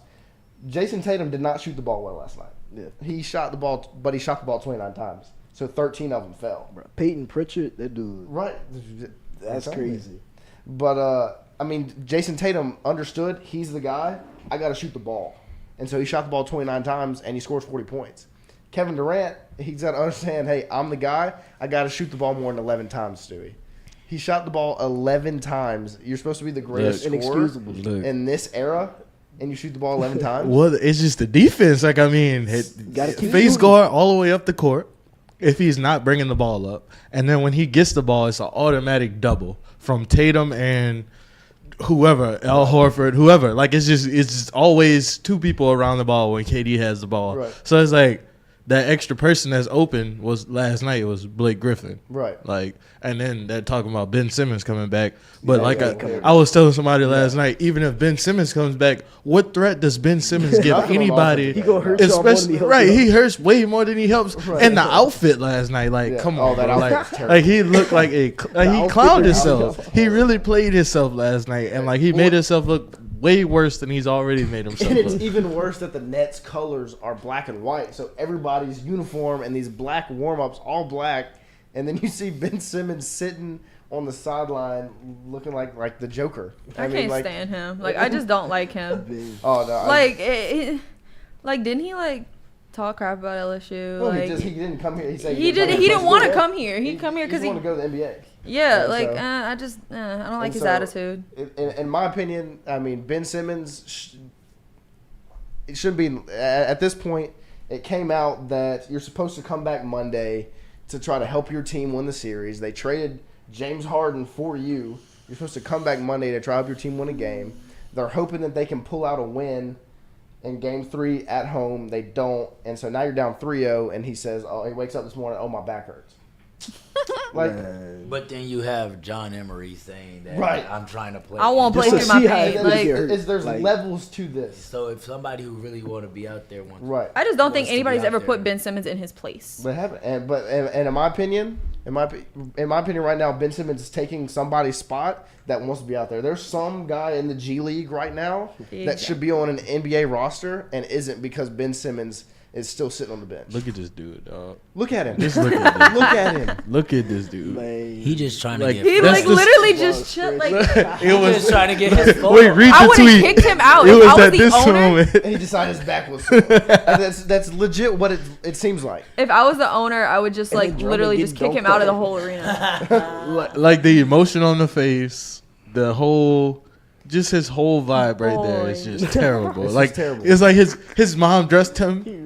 His mom Not put his that mom. whole No, fit he on him, laid and he it was out on like, the bed. "I don't want to wear this. Like, I really don't want to wear this, mom." And he had to wear that. Like, that's like when your mama dressing for church, and you don't want to wear the Right. fit, but you gotta wear it. Right. But Ben should just quit playing basketball, dog. Quit. Yeah. Because at this point, it's getting out of hand. It's no really like There's no reason for you to stay out there. If he you're not does gonna play. not love basketball. It's no way. It's a bill paying thing. No, for him he doesn't now. love Like, basketball. It's And- it's them outfits and If he cars and did, he shoes. wouldn't act the way he does. Right. You wouldn't wake up this morning and say, "Oh, my back hurt." Like Like you're y'all down 3-0. That's why. Y'all That's why down his back hurt. 3-0. He's down Down 3-0. I guarantee you, if they're down 2-1, his back's fine. He's playing. He's playing on Monday. Oh yeah, Because he's trying I'm to back help for win the game series. 4. Because then it's 2-1. He comes back. He's the guy that and Save they the pull day. out the game. It's 2-2, and it's like, oh, Ben Simmons is the Celtics stopper. He's here.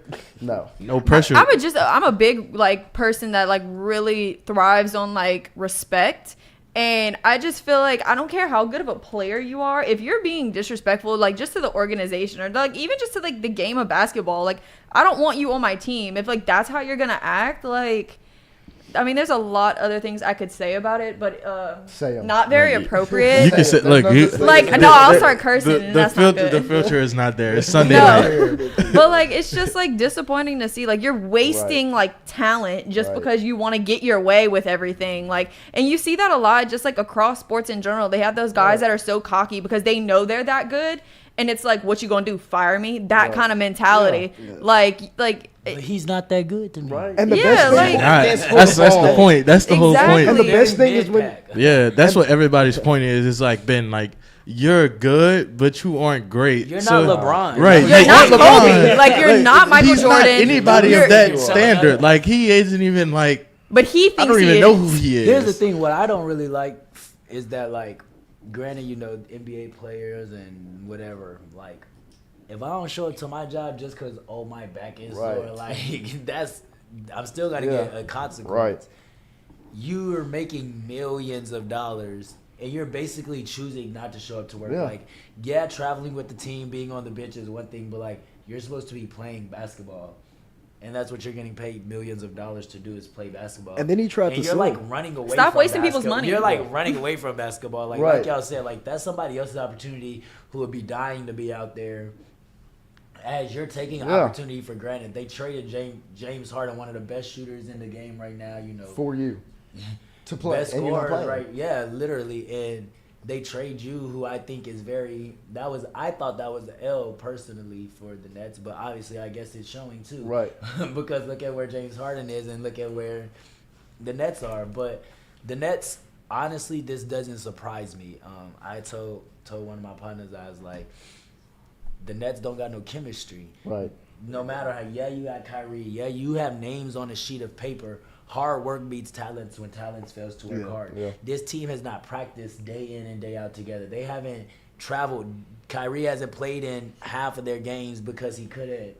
And then you have media drama with Kyrie and all this other stuff. Then James Harden wants to leave. Like, the Nets team and organization this year never had a week of consistency. And they asked them that in the you thing. expect to go into the playoffs with teams like Boston, with teams like the Bucks, with teams like the Heat, the Hawks, who have been playing phenomenal basketball all year long with the same pieces. The Heat went to the finals 2 years ago, and they're playing with the same pieces. So you expect just because Kyrie come back 2 weeks before the playoffs and, we may get Ben Simmons game 4, like, these teams been playing with each other, and it's the playoffs. Like, every home game is a different level of intensity. You got the Boston fans booing Kyrie every time he touches the ball. Like, That's funny. He's flicking off fans. Like, you causing distractions and stuff. Like, is your head really in a playoff game when the Celtics, like Jason Tatum, Jaylen Brown, they trying to get their check. Right. Like, Yeah. you know what I'm saying? Ben Simmons running from the bag. So Yeah, and they asked Kyrie, like, in the press conference, like, after the game, they was like, how do you feel about the team's issues being out of sync? And he straight up told them, like, I don't know how y'all want me to make up time from October to now. Like, and it's true. Like, Yeah. he wasn't there. And that's with any team. If you take any player or coach, especially a vital player or coach from a team, it takes weeks and months to build on that chemistry. Like we talked about LSU football. Like, You can't just come in and have chemistry. You're not just gonna have. No matter how good you are, the best DB could come here. You still got to get acclimated to playing DB at LSU. Right. It's the same thing. No matter with what sport, what level, it takes a chemistry. High school, little league, whatever. Like, even dudes in the UREC. The dudes in the UREC have the same 5-6 guys that they go to the UREC and play with because they know, he gonna be over here in the corner. He like to do this. Like, watching it and doing it in the playoffs are two different Speaking things. of guys in the UREC, I think Matt McMahon needs to go recruit over there because Oh, the way it's looking right now, that might be his only option. Basketball. I actually saw him on campus the other day. I was walking to my car and he was like walking out of the athletic admin building on the phone, and he sounded like he was talking to like some he's recruits working. or something. I'm not gonna He lie. was like, what do you see in these two guys? Like, he was like, they got some good potential, like that kind of thing. So I was like, man, go to your office. I Like, don't you have know. an Yeah, office. he's working, but I'm very, and we could talk about LSU basketball way deeper in the future because they have a long way to go before I think it'll be a The PMAC will never be the same. Talk about Never. The PMAC will be like it for girls basketball. Yeah. games. Like girls basketball games, like Girls pre-Kim and bad Mulkey. boys just basically Pre-Kim switch. Mulkey. Yeah, dog. But No more boot literally, up. I don't know, and I mean, obviously, I think as we want the best for the program. Right. If we could go to the national championship don't. next year and Mac Mahan can do it, let's do it. Like, let's go. But It's not gonna happen. just because Not anytime just soon. because we're getting some of these transfers, like nothing has. Right. There's not been one thing that LSU basketball has done since they fired Real Weight that has made me excited to this point. So, Milani's coming back. Crickets. I mean, we'll wait till we're off air to talk about that one. But nothing has excited me, as I said. I'll be interested to see what the new head coach and his staff do with the program, recruiting wise. Bring, I'm assuming, 13 or 14 guys. Right. You know, A team. And I mean, not much of it. the class of 2022 is pretty much committed to where they're gonna go. So at this Signed. point, the whole Transfer there's not portal. like no Yeah. dream that we're gonna just get these 5 stars out of nowhere. Like, at this point, we're literally building up for the next year, and something that we have to think about with LSU sports in general is that now that this case has come out and it's still an investigation and whatnot, like, there's still gonna probably be consequences. So if I'm the head basketball coach, I'm gonna have to be straight up and tell y'all, like, we may not be able to go play in a certain game or something. So I do have a question. Just because I haven't been following the Nets that closely, I did it more so at the beginning of the season. How is Cam Thomas doing in the playoffs? In the playoffs, he hasn't gotten done much. Okay. I would say overall. I thought he was doing really well at the beginning of the I season. would say overall as a season, I mean, he's had some good games. For a rookie. He's done some really good things. You know, he only played here 1 year, and Right. I thought personally he could have went, obviously, but I thought he should have stayed. Right. But that goes back to that whole loyalty and LSU thing. I feel like, you know, had it been a more Louisiana guy, Right. a guy who Javonte. cared about, like a Javonte, like I'm coming back for a Skylar, like I'm coming back to help my team win. Like imagine having Cam Thomas this year with Tari. Like Skylar's had a good season with the Hawks. yeah, too. Skylar's had a good season, and I think his role is going to develop more. Hopefully the Hawks can. I don't know if they won tonight or not, but No.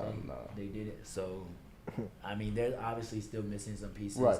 because they've gotten to the playoffs the last couple of years, but they just can't seem to get the job done. But I mean, I guess Thomas is to good. talk about the Nets and this whole Ben Simmons situation, I think to compare it to something, I'm going to just compare it to Zion Williamson and the Pelicans. Oh, I didn't want to touch on that, but I have a lot to say about that. No, but I mean, like, if you look at Steve Nash and his role as the head coach of the Nets, there's no culture built there. It's just kind of, I'm going to let my guys go out there. I'm going to drop a play here and there, but I got Kevin Durant, Kyrie Irving, and that's what they wanted. But then you look at the Pelicans, you got a team of guys that want to be out there.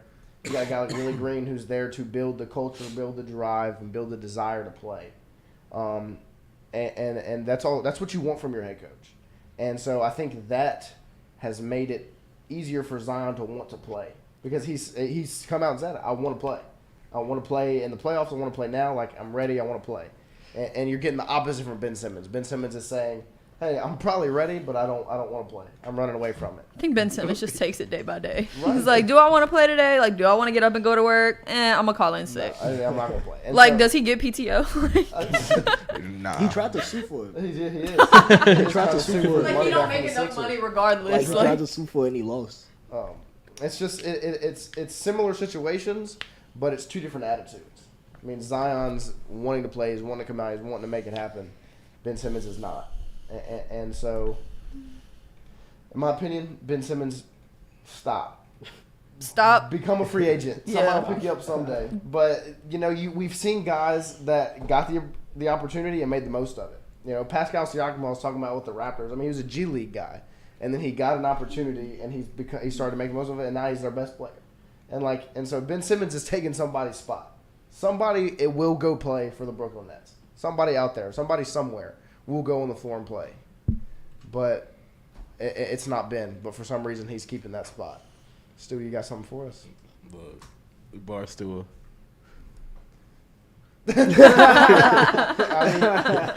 I think that says it pretty well. Because right now he finds out that Stu was waiting for that one. Of course. And so the other thing that came out was if he was to play, like say he was to play tomorrow and they lose, he'd be the first player to ever lose back-to-back elimination playoff game because the last time he played a basketball game was when they lost to the Hawks. And, you know, he got scared when he could have just dunked it and he passed That it. was right there. That might have been the softest basketball move I've ever Even seen. Trae Young was like- surprised he didn't dunk. And so since Trae Young was like, He was like, "Oh, you ain't gonna "You dunk didn't that?" dunk on me?" since Like, that, he had to touch the floor again. And so He shouldn't. it's pain. It's just. Do and y'all so see Zion playing before the season ends? If get- they make get it out- past? if they get out of this series, I think Yeah. it's possible. Not this round though. But he's not going to play against the Suns, no. This is something I ask people when talking about the Pelicans a lot. Do you think Zion's situation could have been prevented at his hand? Yeah.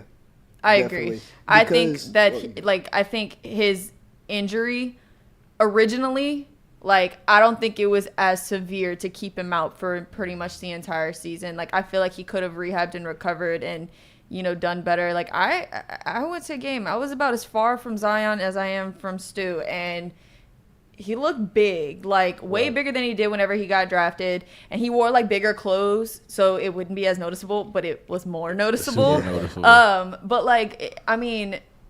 It was just it seemed and I was you have a private chef. You have all the resources and all the tools right in front of you. I'm sure he has a meal plan and nutrition team, whatever, nutritionist, dietitian, anything you can imagine taking half of Gail Benson's money. Like, Right. you know, you have all this at your disposal. I think he kind of, and I think a lot of it has to do with age and maturity. You know, Zion's our age, 21, going on 22. He never got like the opportunity to really live that life. Because Exactly. He went to college and then straight, now you're in the league. Exactly. And I think that's like, you're in college and like you're 19 years old when you got drafted and you're a millionaire. Like Right. overnight, like you're a millionaire. Right. And it's like maybe a culture shock to him, and he didn't know how to like maturely handle that kind of situation when he did get injured. So he kind of let himself go. And I Right. think it could have helped him if he would have been a little older, or maybe had more people advising him in a better way to say like, Zion, you need to get back on your game. Right. Like you need to eat better. You need to go work out more, like that kind of thing. But Zion was just so hyped up Right. whenever he was drafted. You know, first overall draft pick. New Orleans went crazy. I remember seeing watch parties and all this other kind of stuff. And you know, he was injured going into his rookie year, correct? He didn't start in the regular season because of injury or something his like first that. game was in January. Yeah, his first game wasn't until January. So it was so much like hype and like anticipation behind Zion. And I think, you know, New Orleans fans were kind of just like still waiting for Right. that like hype, like this is why we drafted this guy kind of moment. Right. And I hope that Pelicans fans get that before the season is Yeah. over. No, I agree. I honestly, I mean, given the Suns just tied the game, but if the Pelicans do seem to make it out, I go back to that chemistry thing. Right. Why would we put somebody in? Right. No matter how good you are, why would we bring somebody in who hasn't played one time in a regular season game, in a home or away game? Like, you haven't played in nothing. We're gonna put you in the most intense situation possible, create the most media hype, just so what you can score 6 points. Like, I don't know if that would be the smartest thing Right. I agree. for the Pelicans at this point. Like, at this point, it's just waiting until October. Make sure Zion is at his 100% healthiest, best looking shape, in the best form. Like, you know what I'm saying? Like, I think right now is too serious Yeah, too. right Like now- right now- we're in crunch time. right Yeah. now, what the Pelicans have going for them doesn't include Zion. So if something's broke, why fix it? And Right. It's not broke. And nothing's broken. Yeah. If something's not broke, why fix it? My bad. And nothing's broken right now for the Pelicans. So if they pull tonight out, or even pull this series out, I think you have the momentum with the pieces you have right now, including somebody else takes the light off of what CJ McCollum has done, what the Brandon other, Ingram, yeah. Sounds like that. what Brandon Ingram has done Right. in the playoffs and at the stretch of the end of the season. Like, now we're having to worry about feeding Zion. Zion. That shifts everybody's flow. Yeah. And in basketball especially, like, the ball is moving Right. so It's all about quickly. rhythm. Like, It's all about rhythm. we need that flow, and I don't think it would be the smartest decision for the Pelicans to play him at any point this playoffs. Like, just let him be on the team. Yeah, no. Yeah. That's a good point. Yeah, no, and I agree with that because I think that it can throw a lot of things off. Yeah. And I think when it comes to Zion, This and isn't the time for trial and error. Like, Right. we don't got no science. Yeah, this isn't. There's no. That's what the regular season is. That's what before All-Star game is Right. for. There's no process of elimination right now. This is And just- and right now the Pelicans, like, they're in a perfect position because Zion, he not playing like the rest of the season, but you still showed him that you can win here by getting Right. that 8 seed, and like that's really important.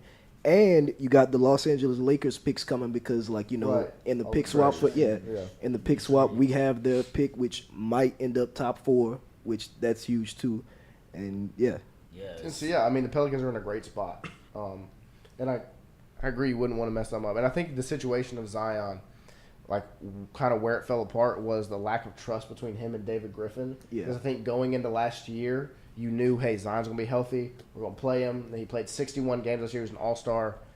But you know that Alvin Gentry's out, and I think Zion, that didn't upset Zion. But I think whenever you hire Stan I don't think Van it upsetted Gundy, anybody. I think when you go out and you hire Stan Van Gundy, and you're like, well, why did we do that? And then you trade for Eric Bledsoe and Steven Adams, which I don't think Steven Adams was a bad trade, but a guy like Eric Bledsoe to put him in, and then so it's stuff like that you just kind of lose trust between your best player and the guy in charge of making the moves. yeah. And so I think it's been basically David Griffin's whole job is to build that trust back, and I think he's done that through hiring Willie Green, drafting Trey Murphy and Herb Jones, and picking up Jose Alvarado, and then trading, Bledsoe and Adams for Valanciunas, a guy that could play better off of Zion than Adams could, and then you trade for C.J. McCollum and stuff like that. You get all these moves and you set your team up to be successful. So I think that's why Zion's where he's at now, is because David Griffin has done his job right for the past year, and he's built that trust, and he's created an atmosphere that Zion can be successful in. And so it's going to be exciting to see where the Pelicans go from here, because it doesn't end here. Yeah. Like they're set up for the future. They're building something. Right. They really are. I think the Pelicans and the organization in general have been overlooked a lot. Like when you think of New Orleans and you think of sports, you think of the New Orleans Saints, right? You see people go into the Smoothie King Center for concerts. I last time I went to a Pelicans game before this season was whenever they were the Hornets, right. Like a long time ago, right? Right? Like last time I went was whenever they were the Hornets. So it's the whole organization of the Pelicans has been very much overlooked and lackluster. It's not like it's the Saints who, rode this high for so long and have this, this one specific player like the Lakers have LeBron or, right. Something like that. So it's the good. Have a culture too. Huh? The Saints have a culture and an identity. Exactly. The Pelicans, they don't. The Saints have ridden a high for so long that the Pelicans haven't. Yeah. And granted, it is two different sports, but Pelicans. You think of the Lakers, you think of an organization that has built that rapport with their fans and with the entire country. Like you think about that a lot because they have proven themselves. The Pelicans haven't, so much so they haven't won an NBA Finals. They haven't been to the Western Conference Finals. Exactly, right. They haven't even been there. So it's like they need that time to like build that, and I'm glad that they finally are, because I feel like they have a lot of potential to be a really great organization and to build that momentum up to be a really great team in the future. And that's something that other teams are going to be looking at. Like it won't be just, oh, we're playing the Pels, easy win. It's, oh, we're playing the Pels, we got to work our butts off. Right. Yeah. No, and so the Pelicans are set up for the next 5-10 years, and they just go to halftime, so we'll see how that half ends. But what's the score? I think the Pelicans are down. It's 59-61. 51-49. They're down 51-49, down by 2. And so we'll see how the second half goes. But I appreciate everybody that's watching tonight, that's came out and interacted with us. It's been fun. I appreciate everybody for coming in tonight. It's been a good time, and we'll tune in tomorrow to the Jordy Clout Show, 7 to 9 a.m. Mic'd up with Mikey Matek, 11 to 1. I don't think there's anything on the docket yet, but I'm sure Jordy and Mikey will pull something out of a hat. But yeah, we'll see y'all next Sunday. Good night.